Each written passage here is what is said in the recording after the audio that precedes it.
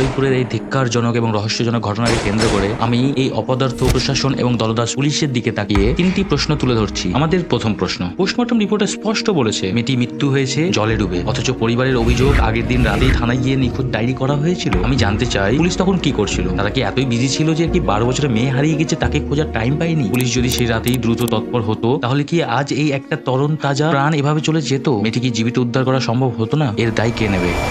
আমাদের দ্বিতীয় প্রশ্ন, এই ঘটনায় একজন অভিযুক্ত জনতা গণপিটুনিতে মারা গেলেন। আইন শৃঙ্খলা কি এতটাই ভেঙে পড়ে গেছে যে একজন মানুষকে জনতা প্রাণে হত্যা করে ফেলছে আর সেখানে পুলিশ কিছু করছে না? পুলিশ যদি পরিস্থিতি নিয়ন্ত্রণে আনতে পারতো তবে কি এই গণপিটুনি এড়ানো যেত না? কারণ অপরাধ যতই ভয়ঙ্কর হোক না কেন, একটি গণতান্ত্রিক রাষ্ট্রে শাস্তি দেওয়ার অধিকার একমাত্র আদালতের, কোনো উন্মুক্ত জনতা নয়।